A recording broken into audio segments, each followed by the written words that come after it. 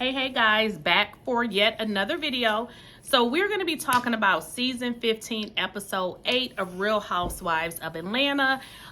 This episode is titled Roller Skates and Blind Dates. Also, today is June 26th and it is my son's 22nd birthday, so I want to say happy birthday to Jalen. So let's jump right in. So we saw Shree and Sanya talk about Sheree's brand and how excited Shree was that Rihanna had gave her a shout out. She was very excited about that. And she also spoke about how Kandi was being really shady to her and her brand, and it felt really nice to get some really good shout outs from Rihanna. We also saw Drew speak to Ralph about her sister and the issues that Ralph and the sister has had. And she talked about the sister coming back around and what would that look like in terms of Ralph and the sister, communicating again. And Ralph just shared that he thought that the sister, which is Allison, was very disrespectful and therefore banned her from the home. Drew's sister has not been to their new home in Atlanta, and that was the situation with the sister. Although we never got to the root of what the issue was, it was a lot of information that I guess the sister was pretty much saying Ralph is pretty much what everybody see him to be on TV. So we don't know.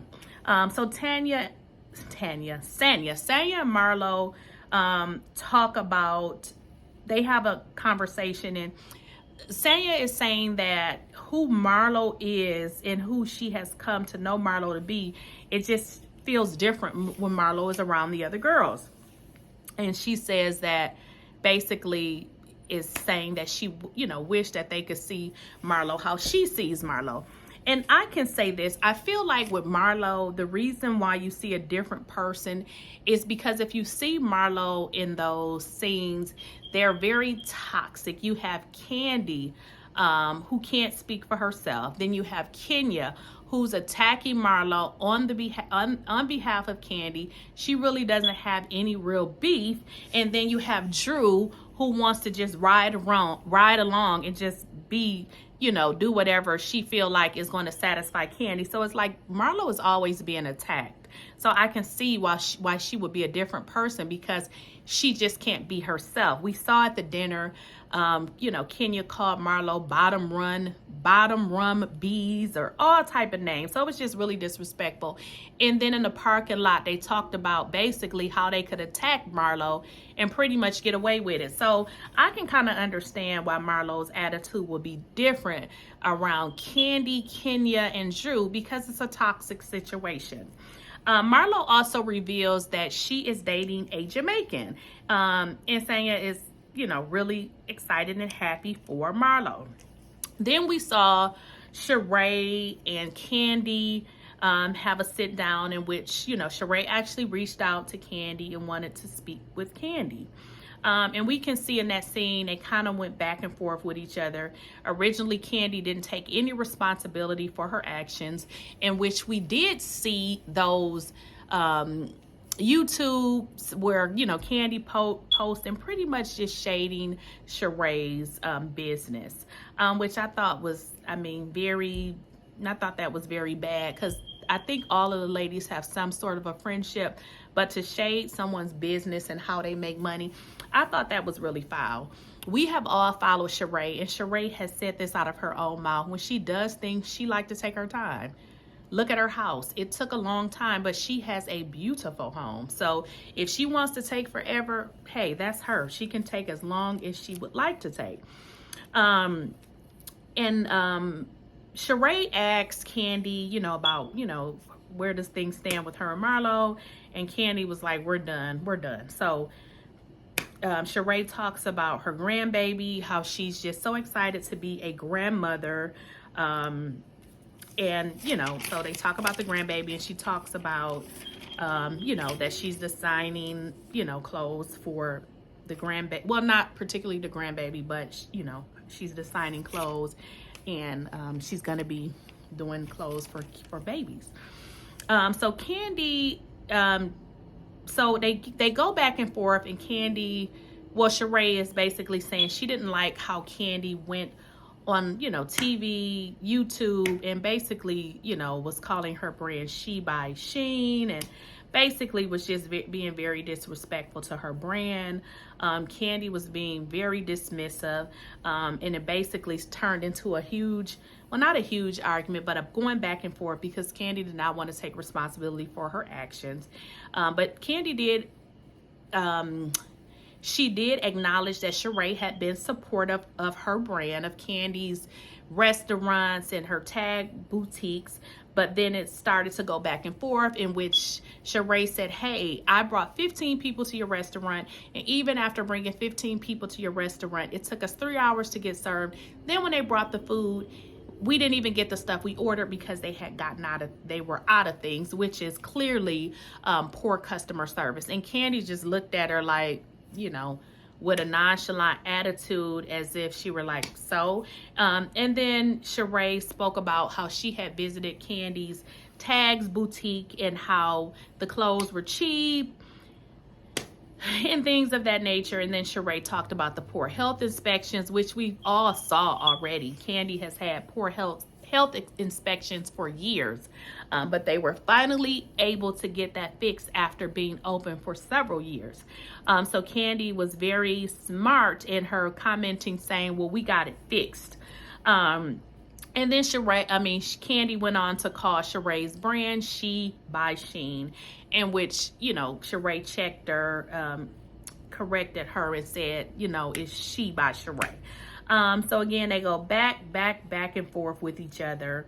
And I noticed in the conversation that Kandi was being very dismissive. Whenever you're having an argument or a disagreement with someone, I know us, for the black folks, when we say girl, that's a sign that you're being disrespectful.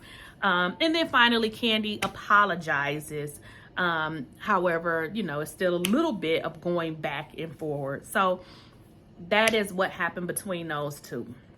And then we saw Marlo speaking with her publicist about the blind date.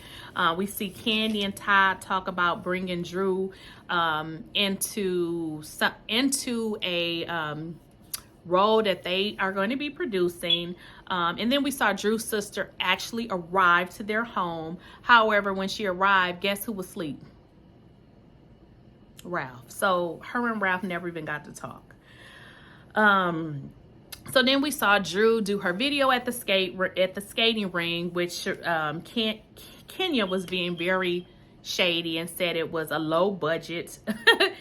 We saw Kandi did not show up, although Drew stated that Kandi would be there, but Kandi did not show up. And I'm just wondering, Kandi just didn't want to be in that video, so she didn't show up. She did say that Shree called and said she was not able to make it. And then we saw Ralph and Allison have a moment, which was, I'm going to say, a little bit different because we really didn't know exactly what happened. We never saw Ralph and Allison have a sit down, but we saw them hugging. And we saw Drew come over, and then they all started to hug. But when you're watching from TV, you need to really see the backstory. We didn't get a chance to see the backstory, so that would have been nice to, you know, be able to see exactly and, you know, what happened, and see Ralph and Allison to actually have a sit down, right? So then we saw Marlo go on her date with the Jamaican guy. And then before she went on a date, she was in a car and she's calling Sanya like, hey, you know, I'm going on my date. I'm in the car. So, you know, she has that talk with Sanya.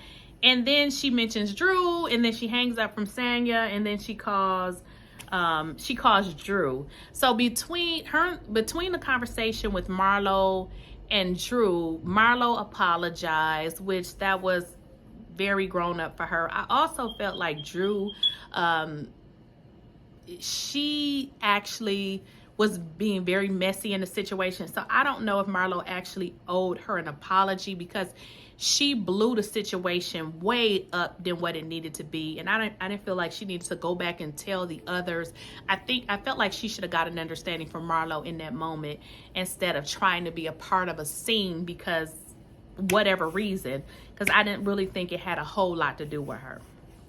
the conversation between Drew and Marlo goes left, and Marlo hangs up on Drew, and then she's, you know, talking about, you know, Drew wig is always effed up. She talks about how Drew has a box body and how Drew is fake. Now, I do agree, Drew is very fake. It almost seems like in the scenes that she's acting, and everyone has said this. This is nothing new. And, you know, Marlo says, you know, I'm talking to her now. I can see her wig. Her wig is effed up. Hey. So Marlo is now arriving to the restaurant. She's greeted by her date with these big old bushels of roses. And then we find out her date's name, which is Scott Lee. His name is Scott Lee.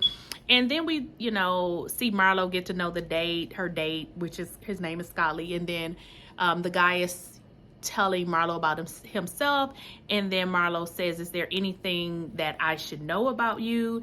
And he goes on to tell Marlo that he's been in jail before. And so Marlo was all excited, like, yay, you know. So her and the guy, they bonded. He also said that he was 39, which Marlo was like, you know, that is a little young. He said he had 3 children. 2 of the ages was 2 and 1. Yeah, 2 and 1. I don't recall the other age of the child. And that was a red flag to Marlo, because she said she didn't really want to date a guy that had children. I think she said under the age of 5. But then she was like, I don't know, maybe I can like this guy. So it seems like, you know, she may be liking the guy. I don't know if this is just something for TV. I have heard other bloggers say that they have had dinner with Marlo, have went on not blind dates, have went on a date with Marlo and their significant other, and the guy did not seem like someone that she would date. I don't know. So basically, it seems like Marlo and this guy is having a great time. And the episode ends with Marlo on a date. What do you guys think?